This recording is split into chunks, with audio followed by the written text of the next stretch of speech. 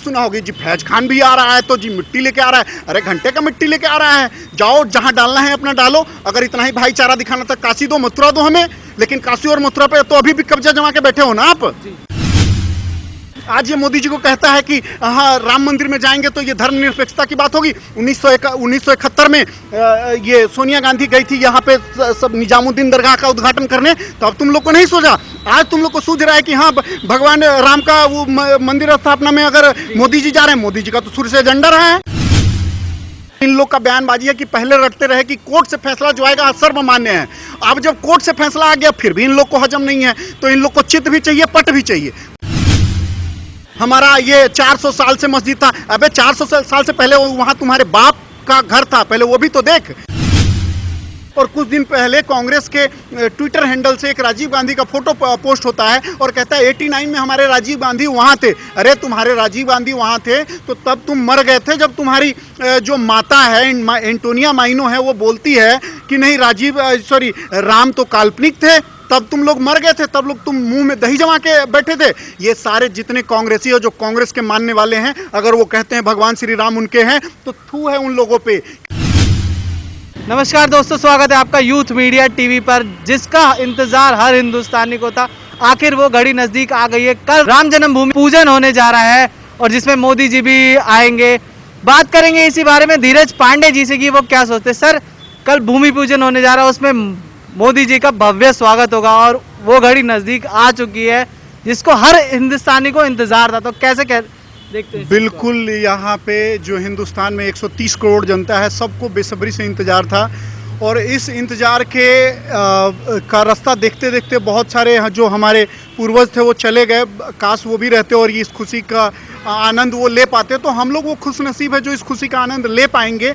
और कल हम लोग देखेंगे कि हाँ, वो तो शुक्र मनाइए कि अभी इस पैंडेमिक कोविड के वजह से हम लोग जा नहीं पा रहे हैं, तो नहीं तो पूरा अयोध्या में कुंभ का आयोजन होता और वो देखने वाला होता। लेकिन अभी भी जो हो रहा है वो बहुत अच्छा हो रहा है और हम लोग बहुत खुश नसीब हैं कि हमें देखने को ये मिल रहा है कि हमारे टाइम में ये चीज़ पॉसिबल हुआ। और बिल्कुल पॉसिबल हमेशा इसका पूरा का पूरा श्रेय जाता है मोदी जी और बीजेपी को, क्योंकि इनका ही प्रयास था।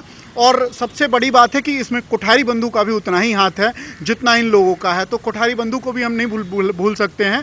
और हम जितना बीजेपी, जितना मोदी जी का धन्यवाद करते हैं, उतना ही हम तहे दिल से कोठारी बंधु का भी धन्यवाद करते हैं कि उनके वजह से आज हमें ये दिन देखने को मिला है। और हर आदमी के अंदर जो ये एक मनसा थी कि रामलला हम आएंगे, मंदिर वहीं बनाएंगे, तो इस चीज़ को साकार होने का अब जो मौका आया है, ये सब में उन लोगों का एक बहुत बड़ा योगदान रहा है, जिसके वजह से हम लोग पूरे जिंदगी इस चीज का शुक्रगुजार रहेंगे। जी सर, कुछ दिन पहले ये कांग्रेस वाले कहते थे कि राम काल्पनिक है। आज वही कमलनाथ कह रहे हैं कि अपने घर पे हनुमान चालीसा कराएंगे और राजीव गांधी ने वहाँ का ताला खोला था राम मंदिर का। तो इस चीज़ पर क्या कहते हैं? देखिए, ये वही चीज़ होती है ना, वो ये मैं आपको बता दूं कि अगर ये राजीव गांधी ताला खोला था और ये इतना रामवादी बन रहे हैं, तो ये उस टाइम मर गए थे। कमलनाथ उस टाइम भी पार्टी में था, उस टाइम मर गया था जिस टाइम वो सोनिया गांधी और पूरा इनका फौज और ये सब लोग बोलते थे कि भगवान प्रभु श्री राम काल्पनिक थे। और भगवान जो ये राम सेतु है, जिसको नासा आके प्रूव कर दिया कि हाँ जी ये मानव निर्मित है और ये ऐसा है, उसके बाद भी तो क्या इन लोगों के मतलब शर्म नाम की चीज़ नहीं इन लोगों के अंदर। एक चीज़ बताइए, कपिल सिब्बल कौन है? कपिल सिब्बल कांग्रेस का ही चाटुकार है, कांग्रेस का ही वकील है।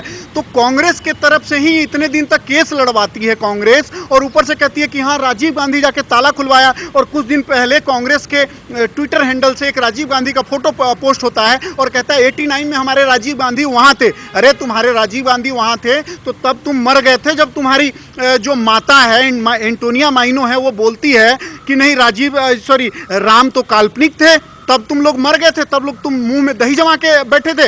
ये सारे जितने कांग्रेसी हो जो कांग्रेस के मानने वाले हैं, अगर वो कहते हैं भगवान श्री राम उनके हैं, तो थू है उन लोगों पे, क्योंकि भगवान श्री राम तुम्हारे नहीं है। अगर भगवान श्री राम तुम्हारे होते तो जिस तरह से वो सोनिया एंटोनियो माइनो और पूरी कांग्रेस की टीम भगवान श्री राम के ऊपर हमला करती रही, काल्पनिक बताती रही, मुस्लिम वक्फ बोर्ड को पैसा देकर के केस लड़वाती रही, उस टाइम तक तुम उनके साथ थे। तो ये कभी मत कहना कांग्रेसियों कि भगवान श्री राम तुम्हारे हैं। भगवान श्री राम तुम्हारे कभी भी नहीं हैं और ना होंगे, क्योंकि तुम लोग कभी भी भगवान श्री राम के ना हो और ना हो पाओगे। कि कभी हमेशा तुम्हारा वकील ये कपिल सिब्बल जाके लड़ता रहा है केस अपोजिशन में, तो कपिल सिब्बल जिस टाइम जाके लड़ता रहा है उस टाइम तुम लोग मुंह में दही जमा के बैठे थे। पूरा कांग्रेस कहती रही कि हाँ नहीं जी हम ये नहीं होने देंगे, भगवान श्री राम काल्पनिक है, तब तुम लोग उसके सुर में सुर मिलाते रहे। आज जब फैसला आया है, आज बीजेपी और मोदी जी और कोठारी बंधु सबके पूरे हमारे हजारों हिंदुओं की मौतें हुई, उसके बाद ये फैसला आया है, तो तुम आज इसका भी क्रेडिट ले।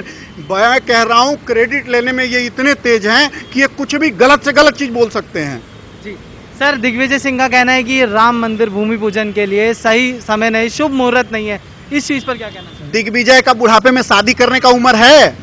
ठरकी हरामी है वो एक नंबर का, जो इस उम्र में आके बुढ़े में आके बुढ़ापे में आके शादी किया, जिस टाइम उसके बेटी का शादी करने का एज है, अपना खुद का शादी कर रहा है वो क्या बोलेगा? वो एक नंबर का हिजड़ा है, वो एक नंबर का हिजड़ा है और दलाल है, वो कांग्रेसी दलाल, उसका कहीं नहीं चलता है। तो अब यहाँ भौंक रहा है ताकि लोग सुने उसका। आप जानो हार गया ना अपने सीट से भी, हर जगह से उसको मुंह की खानी पड़ी है। और जो जस करहूं तस भोगहूं ताता, नरक जा तक क्यों पछताता। जो इन लोगों ने कार्य किया है इसके लिए इन लोग को नरक में भी जगह नहीं मिलेगा। और इनको देख लीजिएगा कीड़े पड़ेंगे अभी इन लोग को। जो बोलते थे ना पहले, तो यही दिग्विजय, ये जो दिग्गी राजा है, जब केस चलता था और ये कांग्रेसी लोग खड़े होकर कहते थे भगवान राम काल्पनिक है, तो ये भी तो सुर में सुर मिलाता था ना। अब तुमको सब चीज उल्टा दिखने लग गया, अब दिन में तारे दिखने लग गए तुमको। तो ये लोग शुरू से हरामी पन रहे हैं, पूरी कांग्रेस हरामी पन रही है, चाहे वो नेहरू हो जाए चाहे कोई भी हो, एक एक को उठा के देख लीजिए आप। जी सर, ओवैसी जी ने अपना काम फिर से शुरू कर दिया, भड़का रहे हैं लोगों को और कह रहे हैं कि बाबरी मस्जिद थी वहाँ पे 400 सालों से, मुसलमानों भूलना मत ये। तो क्या इस सब चीज़ करके क्या साबित? एक चीज़ बताइए, कपिल मिश्रा जी जाके कह देते हैं रोड खाली करो तो विवादित बयान हो जाता है। ये हिजड़े लोग आ जाते हैं कहने की हाँ ये विवादित बयान है और उसको अरेस्ट करो। और ये आके यहाँ पे भौंक रहा है और कैमरे पे आके कह रहा है कि हाँ जी हमारा ये 400 साल से मस्जिद था। अबे 400 साल से पहले वहाँ तुम्हारे बाप का घर था, पहले वो भी तो देख। तो वो नहीं दिखेगा, ये भड़काऊ भाषण नहीं है। इस पे सेकुलर लोग आवाज नहीं उठाएंगे, ये सिर्फ आवाज उठाएंगे किस पे? जिस पे हिंदुओं को क्षति पहुंचाने के लिए आवाज उठाएंगे। लेकिन जहां इनके बाप बोल रहे हैं वहां ये आवाज नहीं उठाएंगे। तो ये सब इनकी सोची समझी साजिश है। आपको याद होगा आज से कुछ महीना पहले जब कमलेश तिवारी जी मारे गए थे 1 साल पहले, तब यही हिजड़ा वो उस पे एयरपोर्ट पे ऐसे डांस करता हुआ नजर आया था। तब लोग को नहीं दिखा धर्मनिरपेक्षता। आज ये मोदी जी को कहता है कि हाँ राम मंदिर में जाएंगे तो ये धर्मनिरपेक्षता की बात होगी। 1971 में ये सोनिया गांधी गई थी यहाँ पे सब निजामुद्दीन दरगाह का उद्घाटन करने, तो अब तुम लोग को नहीं सोचा। आज तुम लोग को सूझ रहा है कि हाँ भगवान राम का वो मंदिर स्थापना में अगर मोदी जी जा रहे हैं, मोदी जी का तो शुरू से एजेंडा रहा है, बहुत अच्छा कर रहे हैं, बहुत उनको जाना चाहिए, बिल्कुल जाना चाहिए। जी सर, उनका ये भी कहना है कि कब्रिस्तान के ऊपर बन रहा है राम मंदिर। कब्रिस्तान से पहले क्या था? तुम लोग कब्रिस्तान में ही अगर मस्जिद बनाते हो तो तुम्हारी मर्जी। हमारा तो वहां पे राम मंदिर पहले से था, हमारा राम मंदिर वहाँ पे आज का नहीं है। तुम अगर 400 साल से कह रहे हो ना कि 400 साल से तुम्हारा मस्जिद है, तो 400 साल से पहले से हमारा मंदिर था वहाँ पे। तो मंदिर हमारा पहले से है। ये लोग बस भड़काने का काम कर रहे हैं और इसके अलावा और कोई काम नहीं कर रहे हैं ये लोग। जी सर, कोर्ट ने जब इस पर फैसला सुना दिया है तो ये लोग और कांग्रेस वाले क्यों इस पर बयान? वही तो इन लोग का बयानबाजी है कि पहले रटते रहे कि कोर्ट से फैसला जो आएगा सर्वमान्य है।